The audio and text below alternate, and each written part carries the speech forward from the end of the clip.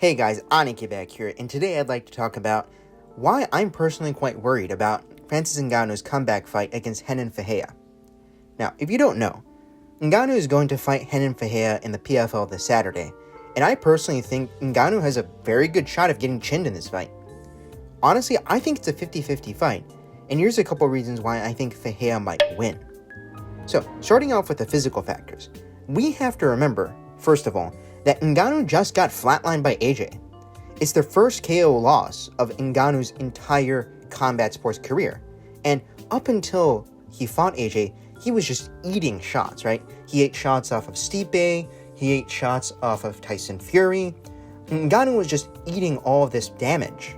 And we know how getting KO'd as what amounts to like a damage sponge, right, can affect your confidence in a fight. Like, we saw this with Kamaru Usman versus Leon Edwards, where up until the third fight, Kamaru was just, right, he was just walking Leon down, eating all that damage. But then, after he got KO'd in the second fight, in the third fight, he was a little bit more tentative. He was less aggressive on the feet. And as a result, Leon kind of cruised to a decision there. Now, second point, are Ngannou's knees fully healed?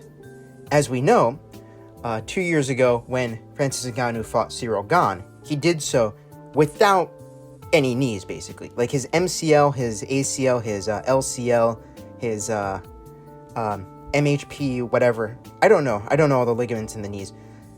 Ngannou's knees were destroyed, okay? Like, they were worse than Kamaru Usman's knees, okay? Are those knees fully healed now? I mean, he's had a lot of time off of wrestling. He's probably had a lot of time off of jiu-jitsu because he's been training boxing. But how do we know if his knees are there at this point? And this gets me into the third point, which is Ngannou is not young. He's 38 years old. I mean, he looks fantastic for 38, but he's getting up there, even for a heavyweight, right? So, yeah. Ferreira, just for your knowledge, is 34 years old. Ferreira is he's in his fighting prime compared to Ngannou. Next point. Ngannou is shorter than Ferreira by 4 inches, or 10 centimeters. This is one of the first times I can think of that Ngannou has a size disadvantage against an opponent. You know, he was bigger than Stipe, he was bigger than Curtis Blades, he was bigger than Cain Velasquez. Everybody that I can think of, Ngannou has been bigger than. So, yeah, that's another big factor against him. And finally, this is Ngannou's first MMA fight in over 2 years. As I said earlier, Ngannou, he fought Ciryl Gane in January of 2022. It's now October of 2024. There's such a thing as ring rust or cage rust, in my opinion. You know, we saw this with Colby. We saw this with Colby Covington, right? You know, where he was rather gun shy and he didn't like getting kicked in the leg by Leon Edwards. So this thing is something to definitely consider. Now, second point, and these are the points that I would like to go over a little bit more in depth, but there's a lot of psychological factors at play with Ngannou's comeback. So first of all, of course, Ngannou got flatlined by AJ. We know how that changes the chin, and we know how that changes the confidence of a fighter. We saw how, another example, right? I spoke about Kamaru Usman earlier. Another example, Volkanovski. Volkanovski got KO'd by Islam Makhachev, and then he spent his fight against Ilia Topuria constantly backing up on a straight line. He was like, I don't want to get chinned, and he kept on shuffling back until he was finally on the fence, and then Topuria caught him with a right hook. Second, this is another point that I was thinking about. How well does Ngannou take a loss? So, if you look at Ngannou's career, the pivotal point of his career was the first Stipe fight. Ngannou, he got 50-45, or I would say 50-44 by Stipe in their first fight because he had no wrestling defense. And then, a lot of people say, oh, that was the fight that got Ngannou to change, that got him to become a complete mixed martial artist? Well, right after the first Stipe fight, there was the Derek Lewis fight. And in that fight, Ngannou was just basically frozen by Derek Lewis's power.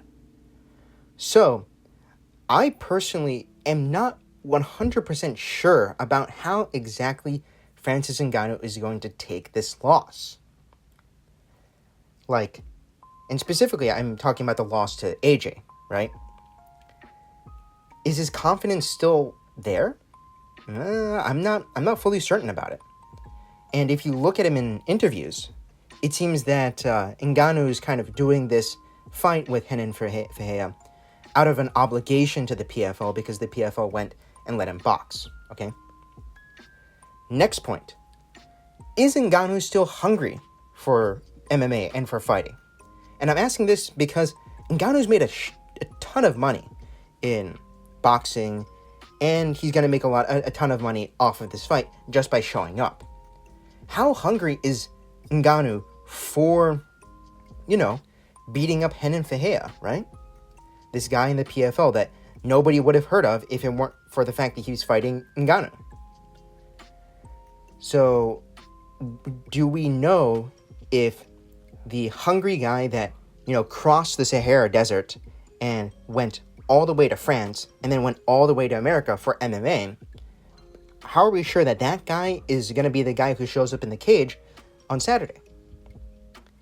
The next point, and this is another psychological factor here, it's, I don't want to talk too badly about this, but there's the tragic passing of his son. And now, I know that there's some fighters who might be, motivated more by that, like Daniel Cormier, his daughter passed, and that was, that affected him, but, Daniel Cormier became a champion, a double champ.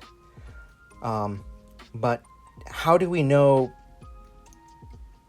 this? How do we know that this tragic passing of his son is going to... How do we know how it's going to affect him? That's just one thing that I'm also not sure about. And then finally, there's the fact that Ngannou's legacy is pretty much set. Ngannou's legacy is not as the greatest heavyweight of all time. Ngannou's legacy is as the guy who fought and beat the UFC. He's the guy that got away from Dana.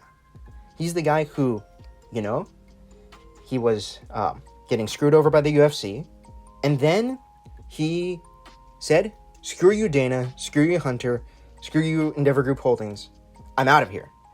And he fought out his contract, and he went and made a ton of money in boxing and in the PFL. That's his legacy. And, well, is there anything to prove at this point by beating Renan Ferreira? I mean, I guess he can prove that he still has it, but I'm not really sure, okay? Now, moving on to Ferreira's advantages, there's the fact that Ferreira, I would say that he's more agile than Ngannou. And I can say this because Ferreira, if you, look up any videos of him, he does backflips at 6'8", at 203 centimeters. He's massive and he's able to do these crazy backflips, right? Second, of course, and I mentioned this earlier, but he's in his MMA prime at 34 years old. He's in the prime of his career, okay? Next point, Ferreira has a ton to prove in MMA. He's still, I think, 16-3. And by beating Francis Ngannou and becoming the lineal heavyweight champion, that's massive for Ferreira. And winning that title, the lineal champion title, and beating Francis Ngannou will make him an extremely valuable fighter. Probably the most valuable fighter outside of the UFC. Now, moving on to whether the PFL actually wants Ngannou to win, the main thing that I've been thinking about regarding this point is that Ferreira beating Ngannou shows that the best heavyweights in the world may not be in the UFC. Ngannou, when he became champion, he beat Cyril Gane, he beat Stipe, and if Ferreira starches Ngannou, that's a big statement for the PFL. Right? Because it shows that the UFC might not have the best heavyweights. Some of them might be in the PFL. Who knows? Next point, Ngannou is 38 and may retire soon. So even if Ngannou was to beat Renan Ferreira, who knows? He might retire after beating him. Maybe he has one more fight left on his contract. Who knows? Ngannou is going to be 40 in 2 more years.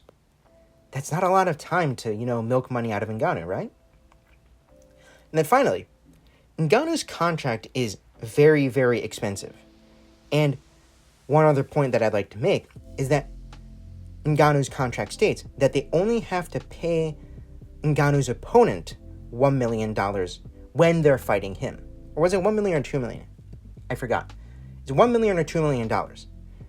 So basically what this means is that it's only when a heavyweight is fighting Ngannou that they're going to get a massive bag. So if Renan Ferreira wins, then the PFL is not going to be obligated to pay Renan Ferreira as much afterwards because he's not going to be fighting Ngannou anymore. Anyways, that's the end of the video. I just wanted to share a few thoughts about why I think Ngannou might get screwed over by the PFL or might lose his fight against Renan Ferreira, why he might get chinned. And yeah, personally, I have it as a 50-50 fight, and I kind of don't care who wins because I was never a big fan of Francis Ngannou. I was never a big fan of Renan Ferreira. So, I'm just looking forward to hearing about the fight results on Twitter and having like a pic of the KO being posted at some point. A pic or like a gif of the KO, I meant. Posted on Twitter at some point. So yeah, like, share, and subscribe if you want to. Goodbye.